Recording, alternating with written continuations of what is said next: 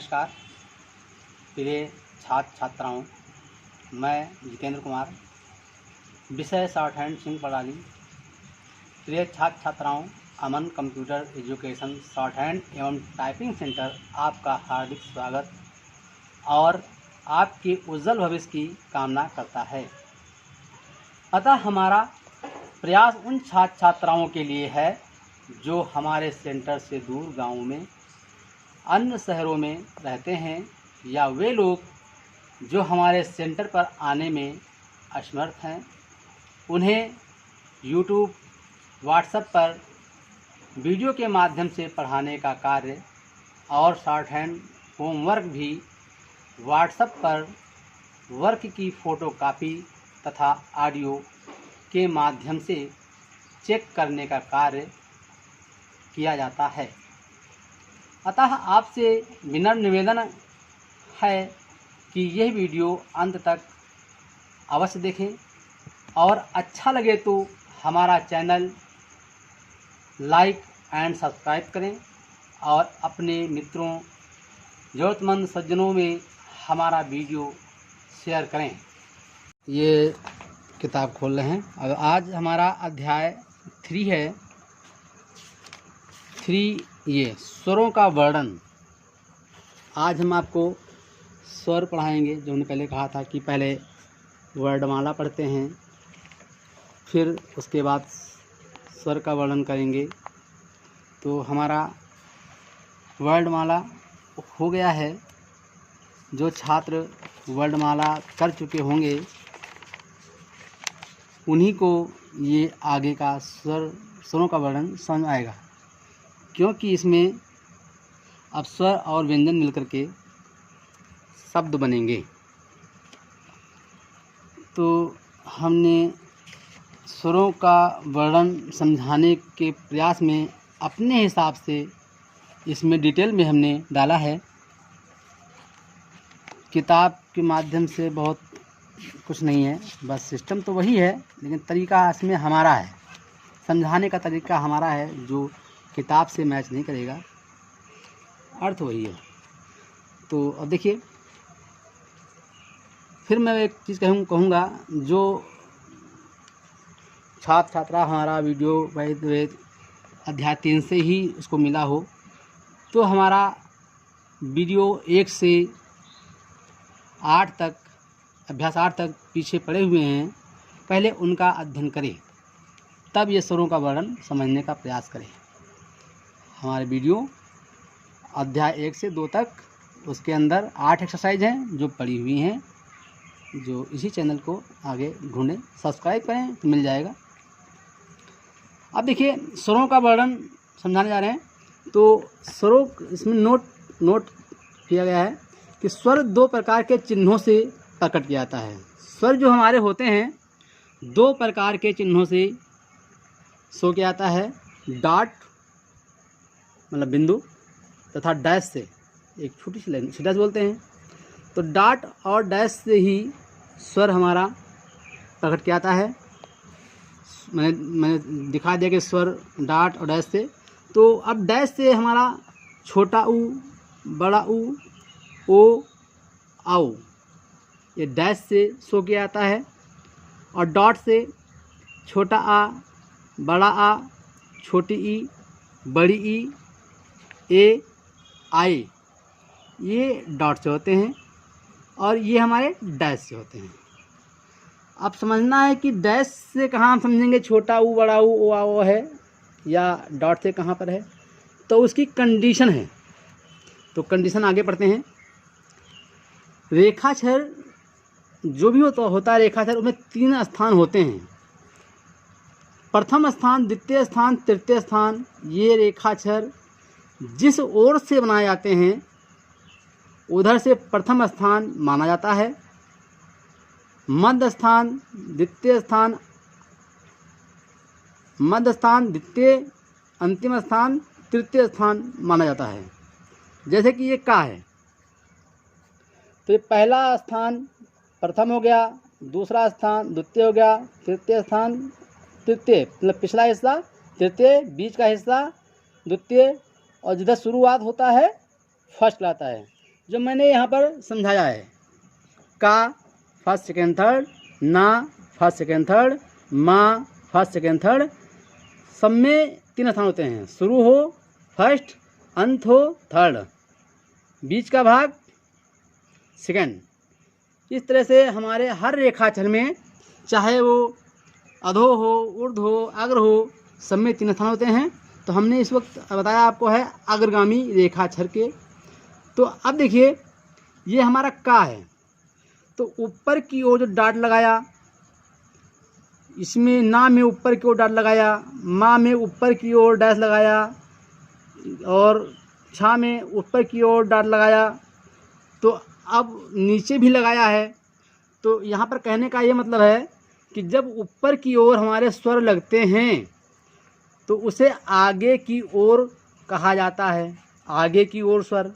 जब नीचे लगते हैं तो वो पीछे की ओर स्वर कहा जाता है। मैंने लिख भी दिया है कि रेखाक्षर में ऊपर की ओर स्वर आगे की ओर, नीचे की ओर स्वर पीछे की ओर कहलाता है। मैंने वही बात समझाई, यहाँ पर लिख भी दिया है, आराम से इसको समझ लेना। तो अब हमारा आता है अधोगामी, मतलब अधोगामी मीन्स ऊपर से नीचे बनने वाले। तो अब यह ता है, तो ता में हमारे 3 स्थान हो गए, प्रथम, द्वितीय, तृतीय। मैंने कहा ना कि जिधर से शुरू हो वो फर्स्ट और आखिरी हो थर्ड, बीच वाला हिस्सा सेकंड। तो देखिए first second third, first second third, first second third. तो ता ला पा में मैंने फर्स्ट सेकंड थर्ड का स्थान बताया है। तो अब देखिए चा में देखिए ऊपर नीचे बनना है तो फर्स्ट सेकंड थर्ड, और सा में ऊपर से बनना नीचे फर्स्ट सेकंड थर्ड। तो ये अधोगामी में इस तरह से हम स्थान जानते हैं कि रेखाक्षर में स्थान किसे कहाँ पे क्या कहते हैं।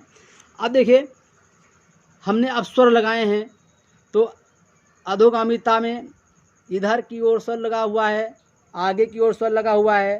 कहने का मतलब बाएं, ये हाथ जब किसी चीज़ पे रखते हैं किताब पे, तो ये हाथ हमारा क्या है बायां, ये हाथ हमारा दायां। तो बाएं की ओर स्वर लगे हुए हैं, इसको कहेंगे बाएं की ओर। और ये इधर हाथ की ओर लगे हुए हैं, इसे कहेंगे दाएं की ओर। तो अब वही मैंने कहा कि जो स्वर हमारे लगे हैं इसे कहते हैं आगे की ओर स्वर, जो ये लगे हमारे हैं इसे कहते हैं पीछे की ओर स्वर। हमने नोट में कर दिया है कि रेखाक्षर के बाएं की ओर स्वर आगे की ओर कहलाता है, रेखाक्षर के दाएं की ओर स्वर पीछे की ओर कहलाता है। तो दाएं बाएं का मतलब समझ गए, इसमें ऊपर नीचे का मतलब था। तो इस प्रकार हमारे स्वर जो हैं 3 स्थान में लगते हैं, first second third, first second third. अब आते हैं ऊर्ध्वगामी रेखाक्षर में। तो ऊर्ध्वगामी में क्या होता है, नीचे से ऊपर बनता है। सारे रेखाक्षर नीचे से ऊपर बनते हैं। तो नीचे से ऊपर जब बनते हैं तो नीचे से first second third, first second third, first second third, first second third, इस प्रकार नीचे से ऊपर जाता है।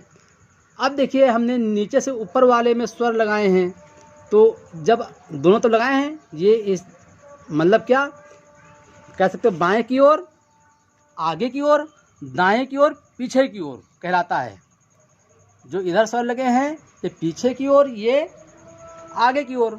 इसमें भी लिख दिया है कि रेखाक्षर के बाएं की ओर स्वर आगे की ओर, रेखाक्षर के दाएं की ओर स्वर पीछे की ओर कहलाते हैं।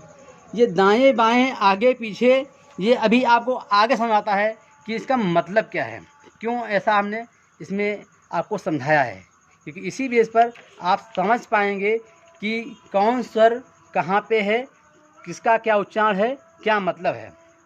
तो चलते हैं आगे, देखते हैं। अब देखिए हमने 3 स्थान बताए थे, तो अब प्रथम स्थान की बात कर रहा हूँ। तो प्रथम स्थान का स्वर जो होता है हमारा, छोटा आ, बड़ा आ, आवो होता है। छोटा आ के लिए डॉट, बड़ा आ के लिए डॉट, आवो के लिए डैश। तो अब फिर कन्फ्यूजन आ गई कि यह दोनों के लिए तो डॉट है, तो कैसे समझेंगे छोटा बड़ा। थोड़ा अंतर है। क्या अंतर है देखिएगा। अब मैं छोटा आ की बात कर रहा हूँ, आ की बात कर रहा हूँ। जो आ का उच्चारण आ का उच्चारण मैंने हेडिंग डाली, फिर कहा है डिफिनीशन बनाया है तुम्हारे समझने के लिए कि आप कैसे से याद रखेंगे, कैसे समझेंगे। तो क्या कहा है, शब्द के प्रथम रेखाक्षर में छोटा आ का उच्चारण होने पर शब्द को नियमतः लाइन पर लिखकर मात्रा या स्वर दोनों कह सकते हैं, स्वर उच्चारण के अनुसार स्वर आगे की ओर या स्वर पीछे की ओर रेखाक्षर में लगाते हैं। ये डिफिनीशन जो हमने बनाई है ये बहुत ही महत्वपूर्ण है। अगर ये तुम्हारे उच्चारण में आ गई, समझ गए, तो आपको समझने में कोई दिक्कत नहीं होगी कि आ कहाँ पे है। देखिए मैंने कहा शब्द, तो अब एक शब्द है, शब्द उसे कहते हैं जो दो अक्षरों से मिलकर बनता है, जिसका कोई सेंस होता है। तो अब हमारा एक शब्द है, तो मैंने क्या कहा था कि शब्द के प्रथम रेखाक्षर में आ का उच्चारण होने पर, ये शब्द के प्रथम रेखाक्षर में आ का उच्चारण हुआ होने पर शब्द को नियमतः लाइन पर लिख कर स्वर उच्चारण के अनुसार, स्वर हम बोलते हैं जब अब, तो अब बोलने में पहले मुंह से क्या निकलता है, कौन सा निकलता है, आ। क्यों, आ बा अब, तो पहले निकला अब, इसका मतलब अब पहले का मतलब आगे की ओर उच्चारित हुआ है, क्योंकि आ का स्थान रेखाक्षर में दो तरफ है, आगे और पीछे। वैसे तो अभी इसमें आ का उच्चारण कभी पीछे होता ही नहीं है, हमेशा आगे की ओर होता है। तो आगे पीछे, अभी आगे चलेंगे तो आगे पीछे दोनों होगा, लेकिन छोटा आ का उच्चारण हमेशा आगे की ओर होता है। तो जब मुंह से बोलता हूँ अब, तो अब में पहले आ निकलता है फिर बा निकलता है, इसलिए हम डिफिनीशन के अनुसार रेखाक्षर को लाइन पे लिखते हैं और उच्चारण के अनुसार आ को प्रथम स्थान पे आगे की लाते हैं, इसलिए हो गया ये आ बा अब। अब देखिए अज, इसको भी मैंने लाइन पे लिखा और उच्चारण पहले आ का हुआ जाके पहले, इसलिए हमने आगे को लगाया, क्योंकि हमने बता रखा है कि अधोगामी रेखाक्षर में क्या बाएं की ओर आगे की ओर कहलाता है, दाएं की ओर पीछे कहलाता है। अग्रगामी में ऊपर की ओर आगे कहलाता है, नीचे की ओर पीछे कहलाता है। तो अब आगे जब मुंह से बोलेंगे अक, तो अक में हमारा सबसे पहले क्या उच्चारण होता है, आ। तो इसका मतलब आगे की ओर हुआ आ, तो प्रथम स्थान पे हमने आ का सिंबल लगा दिया, डॉट। तो आ का अक, इसी प्रकार आश, तो शा बनाया लाइन पे और प्रथम स्थान पे आगे की ओर लगा दिया। तो इस तरह से हमको पता चल जाता है कि आ का स्वर कहाँ पे लगा है। अब वही कन्फ्यूजन जो है कि आप कहेंगे बड़ा आ का भी डॉट है, कैसे समझेंगे, तो मैं समझा रहा हूँ। देखिए अब ये बड़ा आ, आओ, बड़ा आ तथा आओ का उच्चारण शब्द के प्रथम रेखाक्षर में बड़ा आ तथा आओ का उच्चारण होने पर शब्द को नियमतः लाइन से ऊपर लिखकर स्वर का उच्चारण के अनुसार स्वर आगे की ओर या स्वर पीछे की ओर रेखाक्षर में लगाते हैं। ये डिफिनीशन है, इसको आप बार बार पढ़ेंगे तो आपको समझ आएगा। अब इसमें अंतर क्या हुआ, इसमें जब छोटा का उच्चारण हो रहा था तो शब्द को कहाँ लिखा जा रहा था, लाइन पर, लेकिन जब इसमें बड़ा का उच्चारण हुआ तो शब्द कहाँ जा रहा है, लाइन के ऊपर। आम एक शब्द है, तो अब हमारा शब्द कहाँ लिखा जा रहा है, रेखाक्षर लाइन के ऊपर, क्योंकि इसकी परिभाषा है कि अगर बड़ा आ तथा आओ का उच्चारण होगा तो शब्द को कहाँ लिखेंगे, लाइन के ऊपर।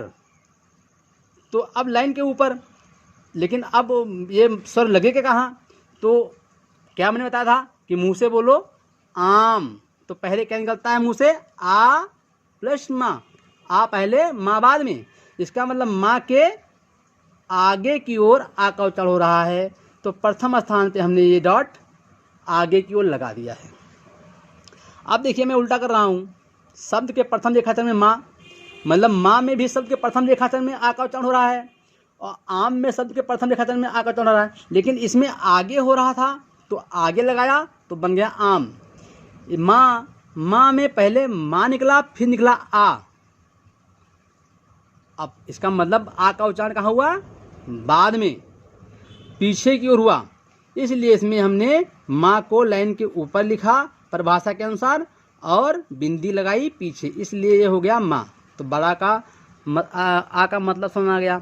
इसी प्रकार आज है तो जा लाइन के ऊपर लिखा और मात्रा कहाँ लगा दी, प्रथम स्थान पे आगे की ओर, क्योंकि आ पहले प्रयोग हो रहा है। अब जा में आ बाद में आ रहा है तो पीछे लगा दिया। तो आप समझ गए होंगे। इसी प्रकार आल देखिए तो नीचे से ऊपर बनता है ला, तो हमने प्रथम स्थान पे आ का उच्चारण लगा दिया है आगे की ओर और लाइन के ऊपर है। ला में क्या है, पीछे की ओर हो गया मात्रा। तो अब हमने बड़ा आ की बात कह दी। अब हमारा बचा आओ। तो आवो के लिए हमने बताया है डैश। आवो के लिए क्या बताया है, डैश। तो अब डैश लगाना है। तो आओस, आओस, तो आओ सा आओस। तो डिफिनेशन तो वही है कि बड़ा आ आओ का उच्चारण होगा तो लाइन के ऊपर लिखेंगे। तो लाइन के ऊपर हमने सा बनाया और आओ का डैश हमने आगे क्यों लगा दिया, क्योंकि पहले मुंह से निकलता आओ सा आओस। सौ में पहले सा निकलता है, फिर आओ बाद में आता है। इस प्रकार प्रथम स्थान में पीछे की ओर हमने डैश औ के लिए लगा दिया, तो क्या हो गया 100, लाइन के ऊपर है। ये हमारी परिभाषा है, इसको याद रखेंगे। अब देखिए इसी प्रकार हमने जा को लाइन के ऊपर लिखा, अब मात्रा आगे की ओर लगा दिया। तो अब आगे की ओर लगाया लाइन के ऊपर, इसका मतलब है औ का उच्चारण है। तो आओ जा औज, तो औज हो गया। जौ लिखना है तो जा लिख करके लाइन के ऊपर मात्रा पीछे को लगा देते हैं। औरत, औरत में भी औ का उच्चारण हुआ। रत रेखाक्षर है, लेकिन शब्द के प्रथम रेखाक्षर में, रा के प्रथम रेखाक्षर में औ का उच्चारण हुआ, इसलिए शब्द को लिखा कहाँ, लाइन के ऊपर। मात्रा कहाँ है, रा के आगे, तो हमने आगे की ओर लगा दिया। इसी प्रकार रौता है, तो रौता में रा आगे आया और रा के पीछे आया। तो अब हमने नियमता वही, रा औता रेखाक्षर है तो रा ता हमने बनाया लाइन के ऊपर और रा के पीछे औ का उच्चारण हुआ है, इसलिए हमने पीछे की ओर डैश लगा दिया। और ता में भी स्वर है बड़ा आ का, तो हमने ता में लगा दिया, तो क्या हो गया रौता। तो आज हमने प्रथम स्थान का स्वर पढ़ाए हैं और आपको ये बताए हैं कि स्वरों का कितने प्रकार के होते हैं, किससे प्रकट किए जाते हैं और स्वर के स्थान क्या होते हैं, आगे पीछे क्या होते हैं। तो आज हम प्रथम स्थान पढ़ाए हैं। अब हम सेकंड, द्वितीय स्थान ये देखिए और तृतीय स्थान आज नहीं पढ़ाएंगे, नहीं तो ज़्यादा हो जाएगा और आपको होम प्रैक्टिस जो करनी है वो कन्फ्यूजन में आ जाएगी। तो अब देखिए आपको होम प्रैक्टिस क्या करना है, कैसे करना है वो मैं समझा दे रहा हूँ। तो ये चीज़ हमने पढ़ाई है स्वर, तो यहाँ इसकी प्रैक्टिस दी गई है। तो प्रैक्टिस देखिए मैं टिक कर दे रहा हूँ, अपनी किताब में देख लीजिएगा। जैसे कि प्रथम स्थान का अभ्यास 9 का 1 है और ये अभ्यास 10 का 1 है और ये 4 है। ये 3 लाइनें जो हमारी हैं प्रथम स्थान के स्वर से बना हुआ है, जिनको आपको प्रैक्टिस मतलब लिख करके दिखाना चाहिए और लिखना है।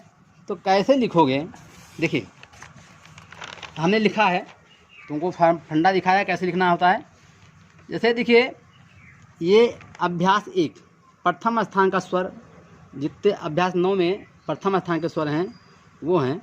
तो ये क्या है, ये जो है ये लाइन होती है, जो बिंद बिंद दिया गया लाइन है और ये लाइन के ऊपर है। इसका मतलब लाइन के ऊपर है तो बड़ा आ का उच्चारण है या आओ का उच्चारण है, जहाँ डैश लगा आओ का, जहाँ जो लाइन पे है उसमें छोटा का उच्चारण है। इसे समझ में आ रहा है। तो हमें अब परखना है कि ये लाइन के ऊपर बना हुआ है तो यह है क्या, ये का है और डैश बिंदी कहाँ लगी है, आगे लाइन के ऊपर लगा है। इससे पता चल जाता है कि इसमें बड़ा आ का उच्चारण है या आवो का उच्चारण है।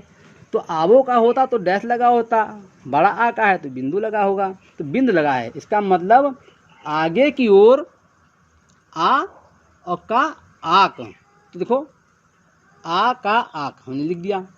इसी प्रकार देखो डार्क है तो अब एक गा है ना, तो अब इसमें आगे की ओर बिंदी दिख रही है, तो बड़ा आ का मात्रा है और गा है, तो क्या होगा आग। अब मैं सारे नहीं पढ़ूंगा क्योंकि आपको भी पीछे से खोल के सब अक्षर को समझना है, पढ़ना है, और आपको एक कॉमन सेंस से शब्द का उच्चारण करना है। फिर आपको इसी तरह जैसे हमने बताया है लिखना है आपको। अब लिखना है, जब इधर आप ये हिस्सा कॉपी में लिखोगे तो ये हो गया। इसी प्रकार देखिए यहाँ पर अभ्यास 10 में ये क्या है, ये लाइन के ऊपर है, इसका मतलब बिंदी यहाँ पर शो नहीं कर रही थी, तो इसे माँ भी कर सकते हो, आम भी कर सकते हो, तो मैंने आम कर दिया है बिंदी लगा के। तो ये लाइन के ऊपर है तो आम, आस लिखते चले आइए। तो इस पर आ, फिर ये 2 डैश लगा हुआ है, तो ये क्या है, ना भी लाइन के ऊपर है, इसका मतलब डैश लगा है तो औ का उच्चार हुआ है, तो ना औ नौ, का औ कौ। तो इसी प्रकार आप लिखते लिखते जौ है। हाँ, तो ये प्रथम स्थान के मात्राएं हैं जो 4। तो आपको ये प्रैक्टिस करनी है। आज के अभ्यास में इतना ही देंगे। कल जब हम आपको द्वितीय स्थान और तृतीय स्थान पढ़ाएंगे तो शेष वाले जो हैं वो कसेंगे, क्योंकि आज का मैटर ज़्यादा हो रहा है तो ज़्यादा होने में कन्फ्यूज हो सकते हैं। इसलिए ये लेसन द्वितीय और तृतीय स्थान की मात्रा स्वर हम कल पढ़ाएंगे। मतलब ये फिर आप जो 2, 3 और जो बचे हुए हैं ये आप कर सकते हैं। मैं एक चीज़ दिखा रहा हूँ एक बच्चों के कापी से कि कैसे क्या होता है, थोड़ा देख लीजिए। जैसे ये देखो, ये बच्चों ने लिखा है, मैंने चेक कर दिया तो वो प्रैक्टिस कर लिए। इसी प्रकार ये लिखते हैं मैं समझाने के बाद, फिर दिखाते हैं, मैं करेक्शन कर देता हूँ, फिर प्रैक्टिस करते हैं। तो इसी तरह से आपको भी करना है कि आप जो है लिख कर के दिखाएं व्हाट्सएप के माध्यम से, मैं चेक कर दूं, फिर आप प्रैक्टिस करके दिखाएं, तो संपूर्ण प्रैक्टिस होगी। ये सिस्टम हर एक एक्सरसाइज के पीछे 1 या 2 दिन तो लगता ही है। तो ये अभ्यास, तो मैंने अगले वीडियो में भी ये चर्चा कर रखी है कि शॉर्ट हैंड यूट्यूब के माध्यम से पूरा का पूरा शायद नहीं पढ़ा जा सकता है, क्योंकि जब तक मैं आपकी कॉपी को चेक नहीं करूँगा, आपकी गलती को बताऊँगा नहीं, आपकी गलती को काटूँगा नहीं, तब तक आप शॉर्ट हैंड पूरी विधिवत रूप से नहीं पढ़ सकते। यूट्यूब पे तो मैं आपको सिस्टम बता रहा हूँ कि कैसे पढ़ना है, किससे पढ़ना है, और मैं जहाँ तक हो सकता है बना के वीडियो डालता भी हूँ। और ये मेरी मजबूरी है कि मैं इस सिस्टम से जब आप करके दिखाएंगे तभी आप प्रैक्टिस कर सकते हैं। इसलिए हमने पूरा कि आपको कॉपी नहीं करा रहे हैं, नकल नहीं करा रहे हैं, एक तरीका बता रहे हैं। तो जो बच्चे समझने में असमर्थ हैं वो हमसे व्हाट्सएप पे जुड़ें, और इसकी से कहा ना कि होमवर्क करके फ़ोटो खींच करके हमको भेजें, और हम उनकी कॉपी को चेक करके पुनः उनको फिर रिप्लाई देंगे कि ये गलत है, सही है। ऑडियो के माध्यम से भी उसमें स्पीच कर दूंगा कि आप क्या क्या गलती किए, क्या क्या नहीं किए हैं। इस तरह से पूर्णतः समझ जाएंगे। तो व्हाट्सएप पर आप जुड़ने का प्रयास करें, और मेरा कॉन्टैक्ट नंबर व्हाट्सएप नंबर है, उसी से संपर्क करें। तो मैं बताऊंगा कि आप अग्रिम शिक्षण कैसे ले सकते हैं, इसका फी पेमेंट क्या हो सकता है, क्या नहीं है, तो सारी जानकारी हम उसी पे देंगे आपको। तो जिनकी इच्छा है तो भाई संपर्क करें, और जिनके दोस्तों को आवश्यकता है उनको शेयर करें, और लाइक करें, सब्सक्राइब करें। धन्यवाद।